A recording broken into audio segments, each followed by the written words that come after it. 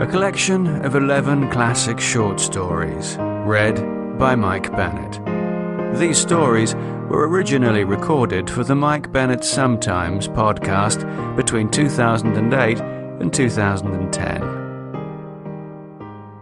The Open Window by Saki.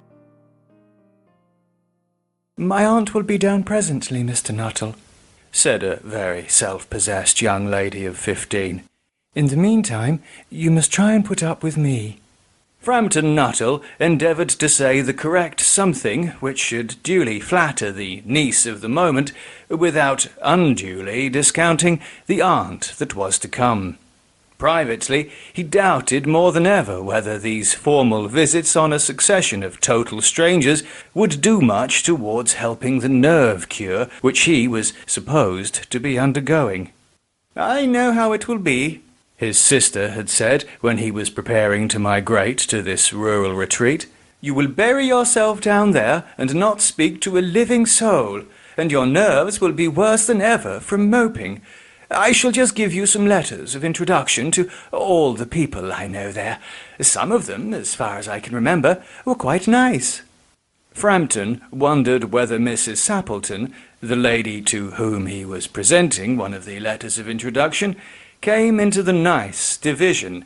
"Do you know many of the people round here?" asked the niece, when she judged that they had had sufficient silent communion. "Hardly a soul," said Frampton. "My sister was staying here, at the rectory, you know, some 4 years ago, and she gave me letters of introduction to some of the people here." He made the last statement in a tone of distinct regret. "Then you know practically nothing about my aunt?" pursued the self-possessed young lady. "Only her name and address," admitted the caller. He was wondering whether Mrs. Sappleton was in the married or widowed state. An undefinable something about the room seemed to suggest masculine habitation. "Her great tragedy happened just 3 years ago," said the child. "That would be since your sister's time." "Her tragedy?"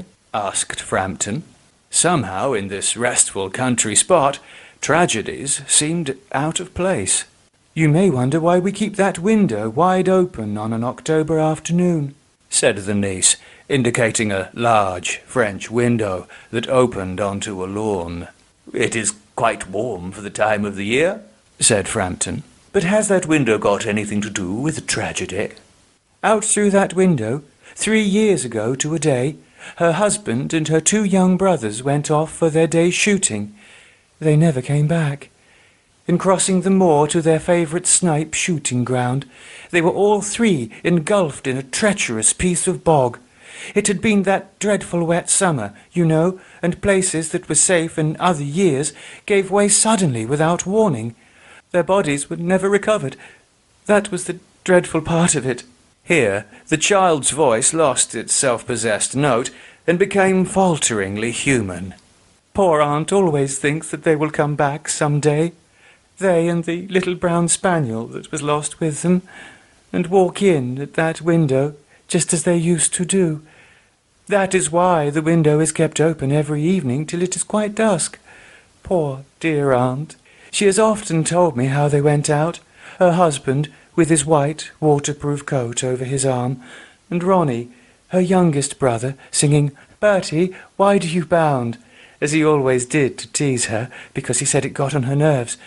Do you know, sometimes on still, quiet evenings like this, I almost get a creepy feeling that they will all walk in through that window." She broke off with a little shudder. It was a relief to Frampton when the aunt bustled into the room with a whirl of apologies for being late in making her appearance.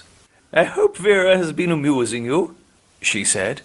"She has been very interesting," said Frampton. "I hope you don't mind the open window," said Mrs. Sappleton briskly. "My husband and brothers will be home directly from shooting, and they always come in this way. They've been out for snipe in the marshes today, so they'll make a fine mess all over my poor carpets. So like you men folk, isn't it?" She rattled on cheerfully about the shooting and the scarcity of birds, and the prospects were dark in the winter. To Frampton, it was all purely horrible. He made a desperate, but only partially successful effort to turn the talk onto a less ghastly topic. He was conscious that his hostess was giving him only a fragment of her attention, and her eyes were constantly straying past him to the open window and the lawn beyond. It was certainly an unfortunate coincidence that he should have paid his visit on this tragic anniversary. "The doctors agree in ordering me complete rest, an absence of mental excitement, and avoidance of anything in the nature of violent physical exercise," announced Frampton, who laboured under the tolerably widespread delusion that total strangers and chance acquaintances are hungry for the least detail of one's ailments and infirmities, their cause and cure. "On the matter of diet, they are not so much in agreement," he continued. "No?" said Mrs. Sappleton, in a voice which only replaced a yawn at the last moment. Then she suddenly brightened into alert attention, but not to what Frampton was saying. "Here they are at last," she cried. "Just in time for tea! And don't they look as if they were muddy up to the eyes?" Frampton shivered slightly and turned towards the niece with a look that was intended to convey sympathetic comprehension. The child was staring out through the open window with dazed horror in her eyes. In a chill shock of nameless fear, Frampton swung round in his seat and looked in the same direction. In the deepening twilight, 3 figures were walking across the lawn towards the window. They all carried guns under their arms, and one of them was additionally burdened with a white coat hung over his shoulders.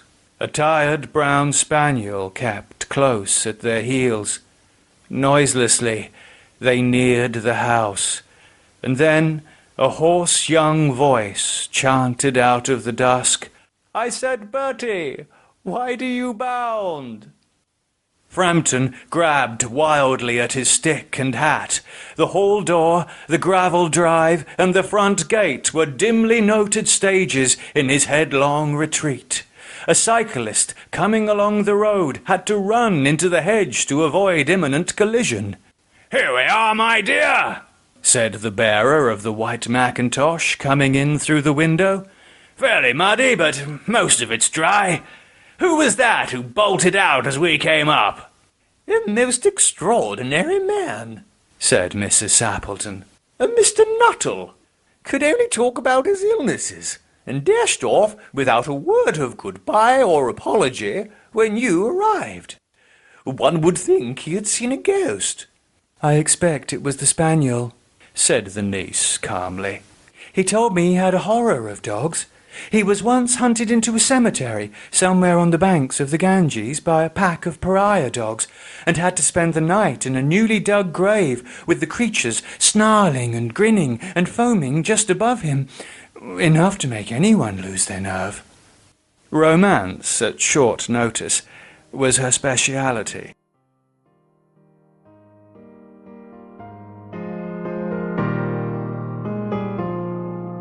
Thank you for listening to this podcast. I hope you've enjoyed it.